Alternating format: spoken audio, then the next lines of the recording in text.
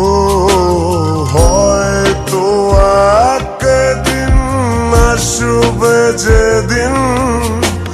রাখবে না মনে আমাকে, ভুলে যাবে পেছনে